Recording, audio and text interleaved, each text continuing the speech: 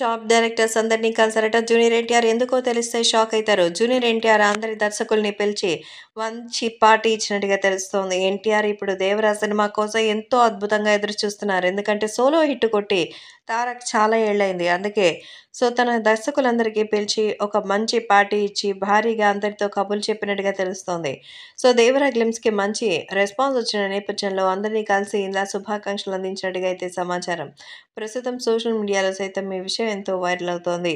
ముఖ్యంగా అభిమానులు కూడా ఈ విషయం తెలుసుకుంటే ఒక్కసారిగా షాక్ అయిపోతారు. కాబట్టి ఇప్పుడు సోషల్ మీడియాలో సైతం ఎంతో వైరల్ అవుతోంది. అలాగే రాబోయే రోజుల్లో మరింత మంచి విజయాన్ని సాధించి ఇంకా ముందుకు దూసుకెళ్లాలని ఎన్టీఆర్ అనుకుంటున్నారు. అందుకే తనకి మంచి హిట్స్ ఇచ్చినటువంటి వంశీ పైడిపల్లి, కొరటాల శివ, అలాగే ఇంకా సుకుమార్, రాజమౌళి అందరినీ పిలిచి మంచి పార్టీ ఇచ్చారట. ఇంతవరకు సంపత్ నందితో కానీ, నాగ్ అశ్విన్‌తో కానీ, అలాగే మరి 'సందీప్ రెడ్డి వంగ'తో కూడా సినిమా తీయలేదు. కానీ వాళ్ళని కూడా పిలిచారు. అంటే వీళ్ళతో నెక్స్ట్ సినిమా ఉంటుందనైతే ఖచ్చితంగా చెప్పొచ్చు. 'ప్రశాంత్ నీల్' కూడా ఇక్కడికొచ్చినట్టుగా తెలుస్తోంది. ఏది ఏమైనా జూనియర్ ఎన్టీఆర్ తెలుగు సినిమా ఇండస్ట్రీలో టాప్ డైరెక్టర్స్ అందరినీ తన ఇంటికి ఆహ్వానించి భారీగా విందు భోజనం అందించారట.